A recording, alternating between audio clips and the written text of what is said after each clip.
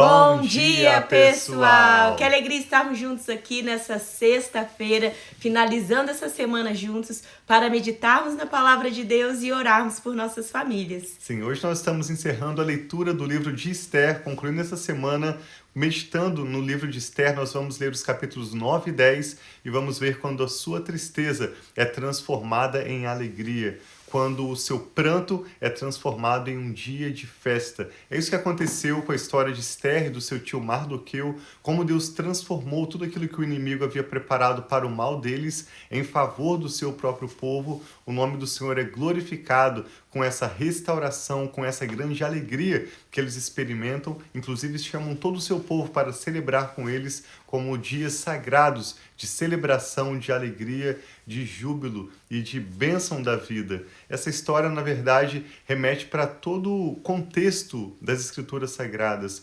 Como o apóstolo Paulo fala em Romanos 8, os sofrimentos do tempo presente que passamos não são para se comparar com a glória que em nós será revelada. Ao concluir essa leitura, eu e a Rafa também gostaríamos de compartilhar com você o Salmo 30, que fala tão lindo que o choro pode durar uma noite, mas irrompe pela manhã a alegria. Ou seja, apesar de nós passarmos na nossa vida crises, desafios inesperados, inéditos, desconfortos, tantas maldades existem neste mundo em que vivemos, mas Deus tem para nós uma promessa de restauração eterna, de alegria abundante, de vida na presença dele. Então é sobre isso que eu e a Rafa queremos compartilhar contigo, ao lermos hoje Esther capítulos 9 e 10, e também ao final dessa leitura queremos orar pela sua vida e pela sua família. Sim, vamos orar então. Pai, muito obrigado. Obrigado por esse novo dia, obrigado pela essa nova manhã. Obrigado, Pai, por ser esse Deus que cuida e vem, Pai, transformando tudo aquilo que é choro em alegria. Nós colocamos diante de Ti, Pai, essa leitura de hoje, esse momento devocional, sabendo que o Senhor é o Deus que enxuga as nossas lágrimas. Amém. O Senhor é o Deus, Pai, que escreve a nossa história e tem, Pai, planos, Pai, de nos prosperar e de não nos causar mal. Então nós colocamos diante de Ti a nossa esperança, colocamos diante de Ti, Pai, esse momento devocional pedindo, vem avivando os nossos corações, vem trazendo paz, vem trazendo esperança, vem abrindo, Pai, todo o nosso entendimento para ver, Pai, a Tua bondade, a Tua fidelidade e a Tua justiça em nossas vidas. Nós Te amamos e Te agradecemos em nome de Jesus. Amém.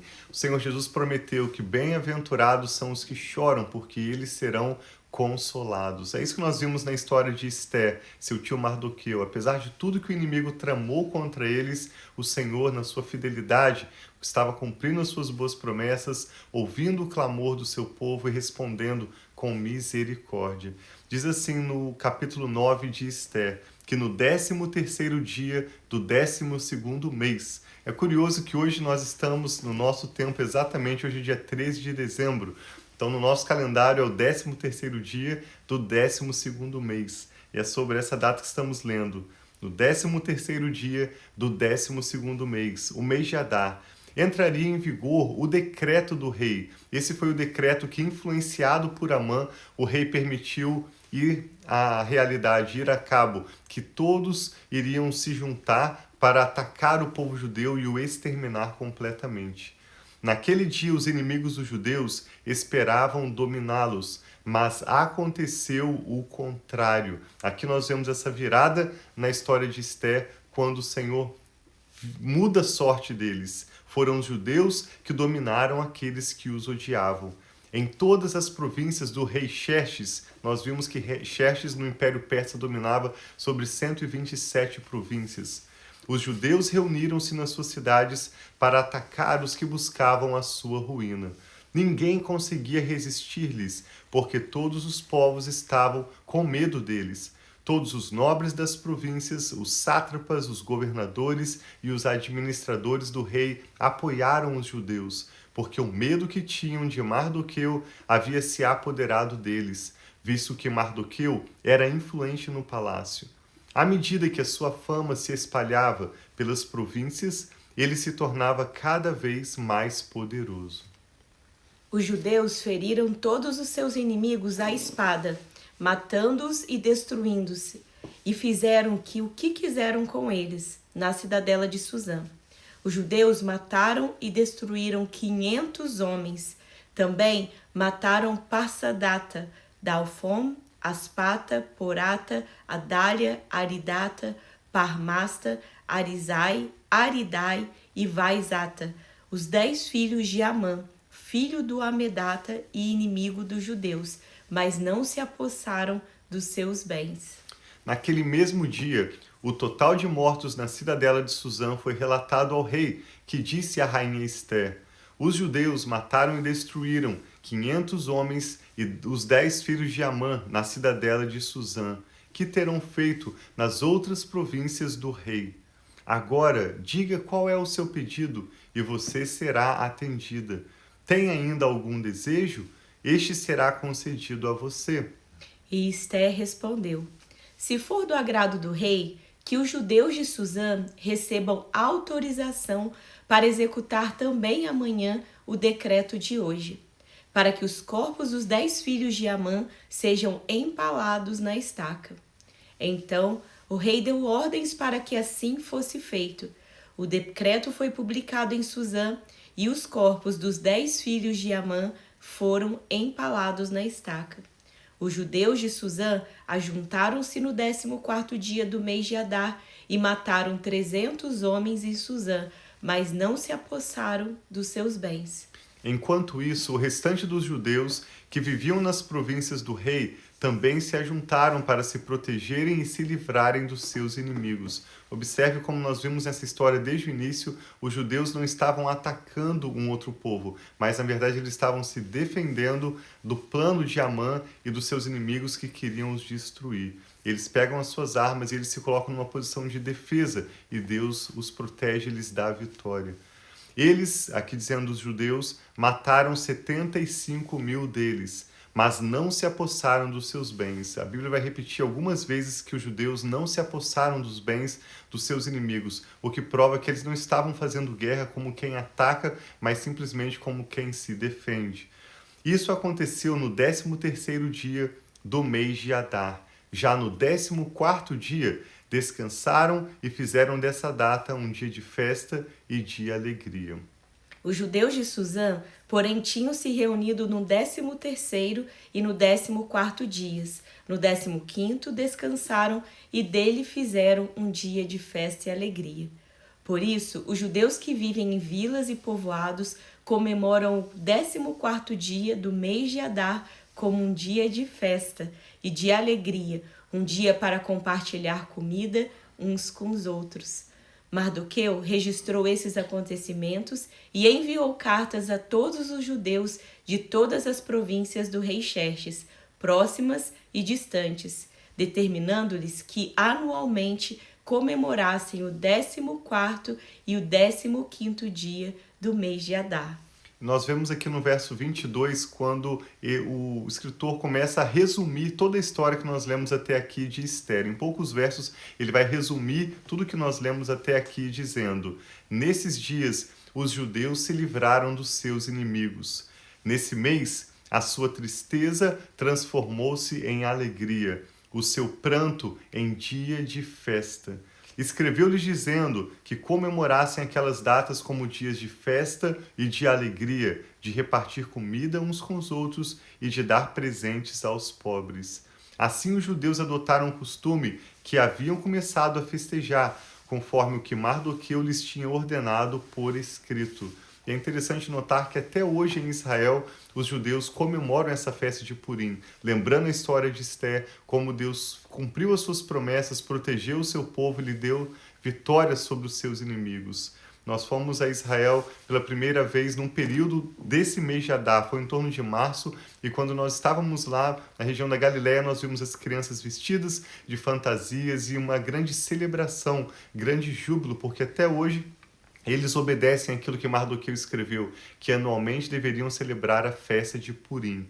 Diz no verso 24, pois Amã, filho do Agagita, Amedata, e inimigo de todos os judeus, tinha tramado contra eles para destruí-los e lançado o pur. O pur era como que uma sorte que se lançava para ver se seria sim ou não, e ele utilizou o pur para a ruína e destruição dos judeus.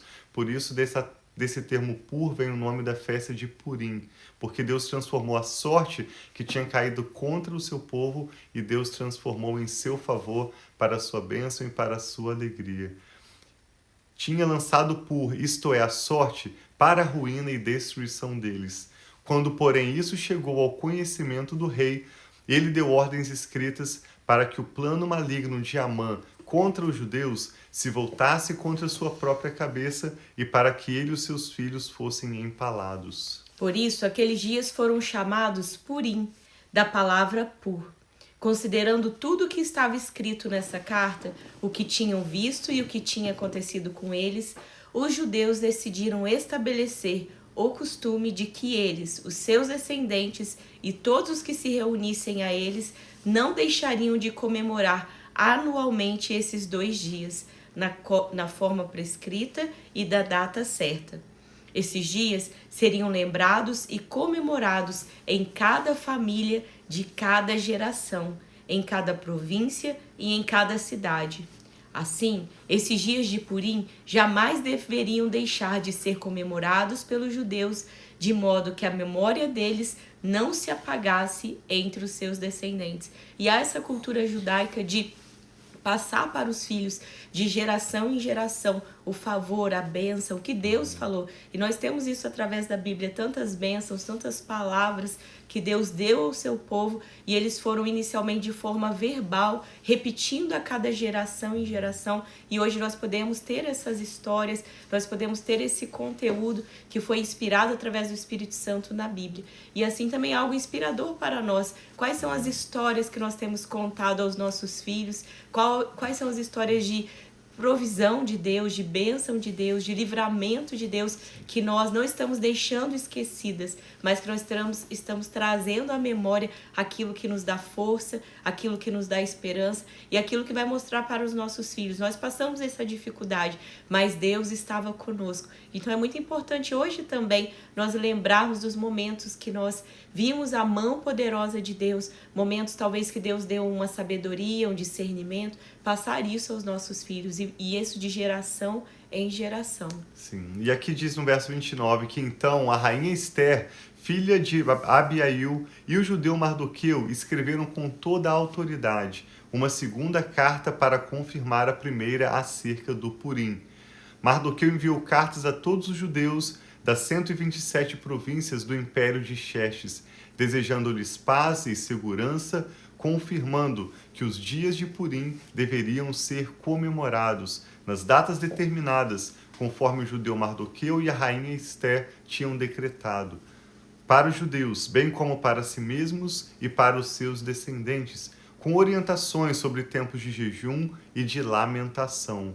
O decreto de Esther confirmou as regras de Purim, e isso foi escrito nos registros. E o capítulo 10 é bem curtinho, tem menos de 1 minuto. Nós vamos concluir com a leitura então de Esther, capítulo 10.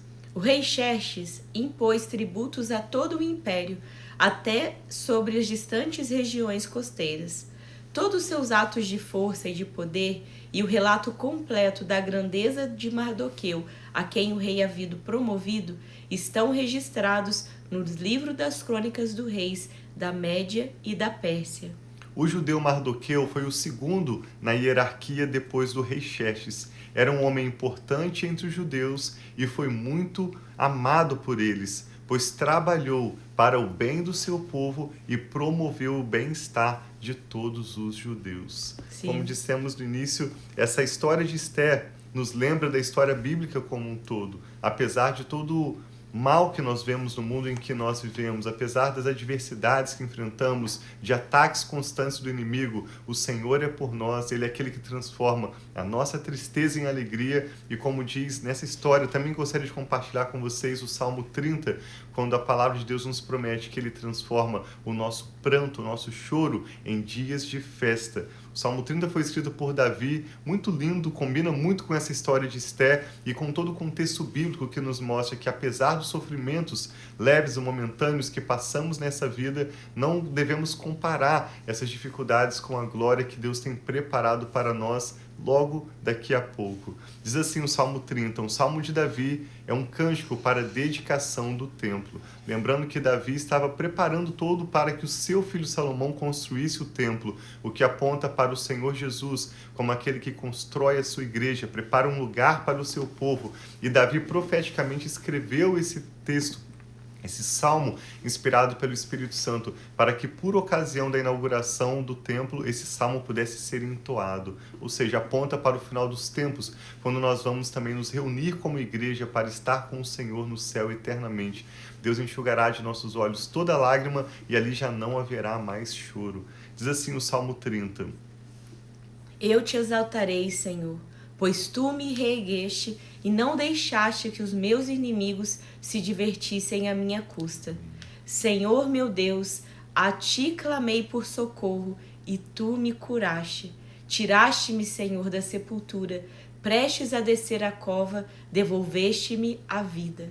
Cantem louvores ao Senhor, vocês que são os seus fiéis. Louvem o seu santo nome, porque a sua ira dura apenas um instante, mas o seu favor dura a vida toda. O choro pode persistir uma noite, existe um limite para o choro durar, mas de manhã irrompe a alegria. Quando me senti seguro, disse, jamais serei abalado. Senhor, com teu favor firmaste a minha montanha. Quando, porém, escondeste a tua face, fiquei aterrorizado. A ti, Senhor, clamei, ao Senhor pedi misericórdia. E muito interessante quando ele diz, se eu morrer, se eu descer a cova, que vantagem haverá? Ou seja, diante do ataque do inimigo, acaso o pó te louvará, proclamará a tua fidelidade? Ouve, Senhor, e tem misericórdia de mim. Senhor, sê tu o meu auxílio. Mudaste o meu pranto em dança, tiraste a minha veste de lamento e me vestiste de alegria, para que o meu ser cante louvores a ti e não se cale.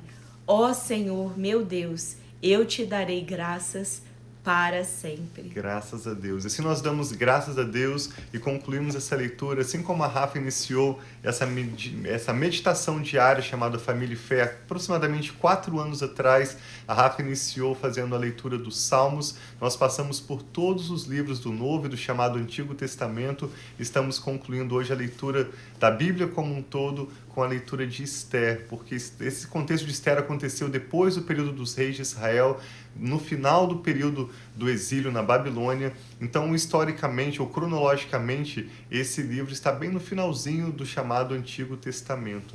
E nós sabemos que Deus tem para nós promessas a serem cumpridas em nossas vidas, como nós lemos ao longo dessas cartas e dos livros que lemos, cada uma das suas boas promessas se cumprem para conosco, e nenhuma delas deixarão de se cumprir na sua própria vida e na sua família. Amém. Nós louvamos a Deus pelo seu amor leal, pela sua grande fidelidade, e que a cada dia você e a sua família possam meditar na palavra de Deus, sabendo que as Escrituras Sagradas são uma lâmpada para os nossos pés, uma luz para o nosso caminho. São as Escrituras Sagradas que nos trazem sabedoria para identificar o que nós temos que fazer da nossa parte e aí confiarmos que Deus fará o restante. Sim. E é com muita alegria, eu tô até emocionada de pensar de quão Deus abençoou nesse tempo. Tem pessoas que estão aqui conosco desde 2021, então nós lemos a Bíblia 2021 inteiro, 2022 inteiro, 2023 inteiro e agora estamos finalizando o ano de 2024. 4 anos aqui pelas manhãs. Inicialmente nós ficávamos aqui, nós fazíamos a live 7 dias por semana, às 6 horas da manhã, e eu vejo o quanto Deus foi fiel em todo esse tempo. Quantos momentos passamos juntos com vocês. Talvez você seja novo aqui